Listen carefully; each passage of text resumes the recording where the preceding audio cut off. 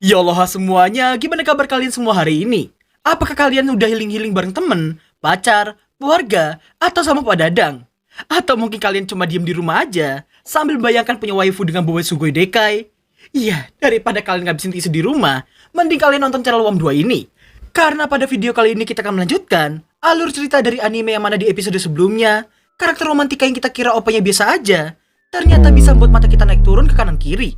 Tapi sebelum kita mulai videonya, buat jadi kalian yang nganggur, tolong di-push dulu tombol subrek, like, dan lonceng notifikasi di bawah, biar kalian semua gak ketinggalan alur cerita anime gue yang lainnya. Oke, tanpa berlama-lama lagi, inilah dia, Kikansha no Maho episode ketiga. 他に何が必要なんだ。魔法ランク、そして出自このようになりました。 Scene berlanjut dengan memperlihatkan para sensei bangsawan yang benar-benar bikin gua emosi. Bukan tanpa alasan, tapi dengan seenak jidatnya mereka tidak memperdulikan bakat yang dimiliki oleh rakyat jelata. Dan menempatkan banyak orang berbakat dari kalangan rakyat jelata tadi ke kelas beta. Melihat semua bawahan yang terus meremehkan murid rakyat jelata, kepala akademi pun menghentikan mereka dengan mengetuk palu hakim miliknya. Meski pembagian kelas telah selesai, namun si kepala akademi merasa seharusnya masih ada seorang siswa lagi yang lebih dari pantas untuk dimasukkan ke dalam kelas alfa. デジール・アルマ、彼はアルファクラスに入れるべきだと考えます。 Scene berlanjut memperlihatkan para murid yang lagi memeriksa papan kelulusan. Banyak dari NPC yang ditempatkan di kelas alfa hanya karena mereka beruntung telah dilahirkan di keluarga bangsawan. Dan tidak sedikit pula yang ditempatkan di kelas beta karena kurangnya keberuntungan mereka. Di lain sisi, meski tadi Profesor Brigade telah merekomendasikan kelayakan Desir untuk naik ke kelas alfa, namun takdir memang tak akan berubah semudah itu. Desir pun telah menduga bahwa dirinya pasti akan ditempatkan di kelas beta, meski telah menunjukkan performa yang sangat luar biasa sebelumnya. 今は俺よりも。嘘。 Scene berpindah di dalam kelas. Nampak romantika yang ternyata juga ditempatkan di kelas beta, nampak terus-menerus mengeluh tentang betapa suramnya kelas tersebut. Ditambah lagi, profesor yang mengajar pun terlihat tidak niat dalam memberikan pelajaran. Apa yang bisa dipahami, hanyalah terdapat 7 tingkat prestasi di akademi mereka. Nomor 1 adalah yang terendah, sedangkan nomor 7 adalah yang tertinggi. Parahnya nih sensei bukan yang mensupport para murid, dia malah menyindir mereka dengan tawa yang sangat menyebalkan. 私がアルファじゃなかったのもしかしてあのことが。 Dari ucapannya, sepertinya ada sesuatu yang disembunyikan oleh romantika seputar alasan kenapa dirinya yang seorang bangsawan bisa sampai ditempatkan di kelas beta seperti itu. Terlepas dari itu semua, romantika lebih kesal karena harus satu kelas dengan Desir yang terus so asik sepanjang ujian berlangsung. どうしてここにいるのよ。負けじに勝ったんでしょ。しかも隣の席。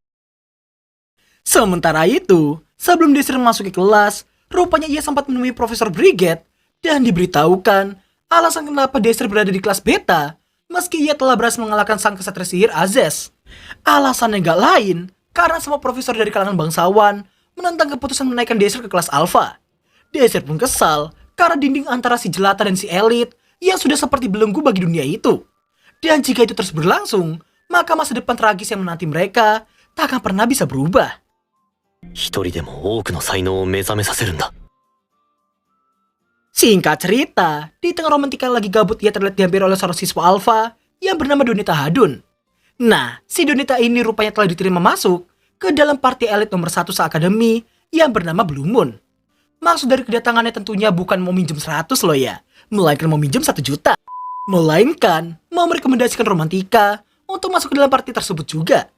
Mendengar hal itu, jelas romantika merasa itu adalah sebuah kesempatan emas yang takkan datang 2 kali. Namun di tengah berpikir, rupanya Doneta mengajukan satu syarat di mana ia meminta romantika untuk menjadi pacarnya sebagai timbal balik karena telah merekomendasikan dirinya. 俺と付き合ってくれ。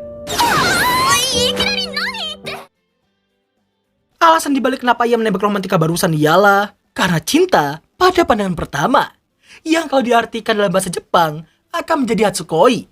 Doneta pun mengaku kesal dengan akademi yang telah salah menilai romantika, ia malah dimasukkan ke dalam kelas beta, meski ia adalah seorang bangsawan yang cukup terpandang. Setelah meminta waktu untuk memikirkannya, Doneta nampak memberikan sebuah hadiah berisikan kalung emas yang pastinya mau ia gunakan sebagai DP agar romantika mau menerima pengakuannya tadi. いい返事を期待しているよ。やるじゃないか。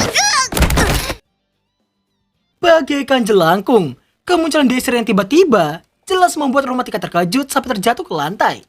Desir kemudian memberitahukan maksud dari kedatangannya, sama dengan yang dilakukan oleh Donetta tadi. Mendengar hal itu jelas membuat Romantika mengira Desir juga ingin menembaknya. Namun Desir meluruskan bahwa maksudnya adalah mengundang Romantika buat join ke party yang baru aja ia bentuk. Tanpa mempertimbangkannya, Romantika jelas lebih memilih party Blue Moon yang sudah terjamin kualitasnya.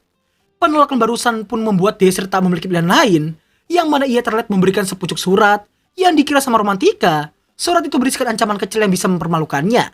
Namun Desir menyarankan untuk membacanya seorang diri dan langsung membakarnya begitu selesai membacanya. Tepat setelah Desir melenggang pergi dari sana, Romantika yang kepo pun nampak melihat situasi di sekitarnya sebelum akhirnya membaca isi surat itu.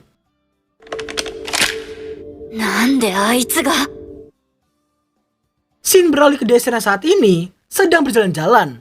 Di tengah ia yang lagi memprediksi ekspresi apa yang akan ditunjukkan oleh Romantika setelah membaca surat tadi, fokus Desir tiba-tiba berpindah ke seseorang yang sedang nyantui di taman. Mitsuketa. Singkat waktu, nampak Desir yang hendak menonton sparring swordsmanship antara kelas Alpha dan juga kelas Beta. Shota yang kita lihat tadi rupanya adalah salah satu rekanan overpower yang dimiliki oleh Desir sebelum kembali ke masa lalu. Di tengah Desir yang lagi fokus memperhatikan Pram, Romantika datang dan berniat membahas soal surat tadi dengannya. Namun Desir langsung memintanya untuk lebih tenang karena sparring swordsmanship yang akan segera dimulai. Di tengah petaka goblin Romantika, nampaklah Pram yang saat ini lagi milih senjata untuk sparring. Setelah memutuskan pilihannya, seketika itu pula Desir sangat terkejut karena Pram yang terlihat menggunakan sebuah pedang besar. Setelah menunjukkan rasa hormat seorang kesatria dengan mengenalkan diri terlebih dahulu, akan tetapi lawannya yang merupakan siswa kelas Alpha nampak ogah melakukan hormat ala kesatria. Hingga pada akhirnya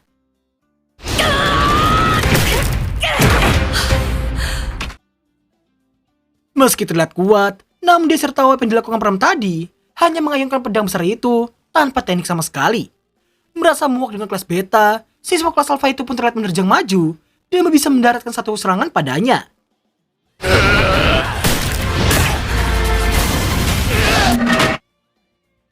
Meski telah berakhir dan dinyatakan sebagai pemenangnya, namun si jabrik merah dengan sangat edannya malah mengajar Pram tanpa alasan yang jelas sama sekali.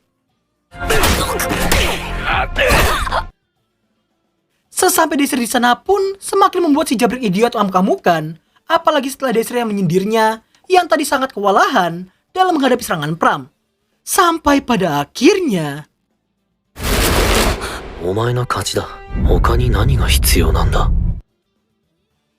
takut dengan ekspresi Desir barusan, si NPC jabrik dan busuk itu pun langsung pergi dari sana usai mengingat wajahnya.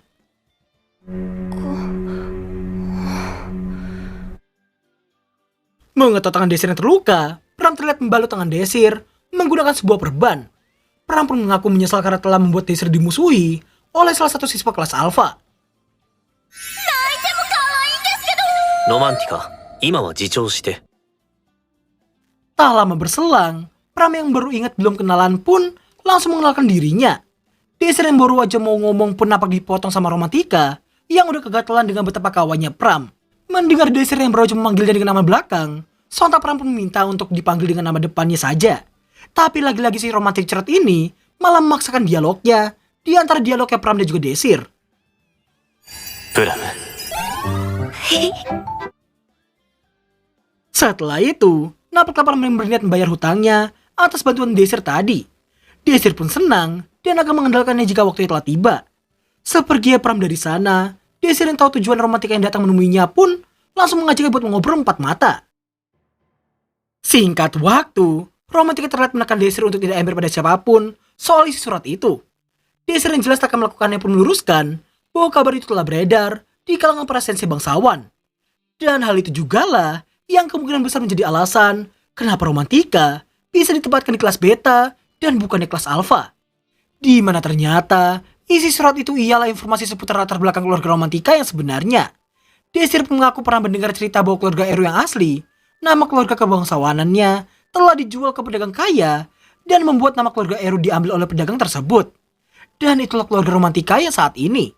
Desir pun menyarankan supaya Romantika menolak tawaran Donetta sebelumnya. Karena party Blue Moon merupakan party yang dikhususkan untuk para bangsawan. Romantika merasa Donetta akan melindunginya pun jelas membuat Desir mengingatkan soal ucapan Doneta seputar rakyat jelata sebelumnya. 汚らわしい平民。 Merasa ucapan Desir ada benarnya, Romantika pun jadi terdiam sebelum akhirnya ia merasa Desir tengah mengancamnya saat ini. Dirinya mengira Desir akan memberitahukannya pada publik soal silsilah keluarganya. Namun jelas, Desir tak akan mungkin melakukan hal yang sangat pengecut seperti itu. プラムと二人で始める。デジールさん、デジールさん。何それ、ずるい。 Romantika kemudian mengungkapkan bahwa ia telah menaruh rasa curiga pada Desir yang bisa sampai tahu tentang latar belakang keluarga Airunya. Tidak cuma itu, Romantika turut mengungkapkan semua kekesalannya pada Desir. Mulai dari hal negatif seperti Desir yang cengengesan, kayak pasien RSC, sampai hal positif seperti Desir yang bisa menang dari Azez sang kesatria sihir. あの逆算って何？だからなんであんなことできるのよ。 Tanpa memperdulikan satupun ucapan Romantika barusan, Desir hanya menanyakan jawabannya saja. Setelah memikirkannya, Romantika akhirnya memutuskan buat join ke partinya Desir dengan tujuan akan membongkar semua rahasia yang dimiliki olehnya. Dan berakhirlah alur cerita anime Kikansha no Maho episode ketiga. Saatnya kita buka sesi baca komentar. Yang pertama datang dari FX Dance. Bang, bisa ketawa villain nggak? Bisa sih kayaknya ya. Kita coba aja dulu.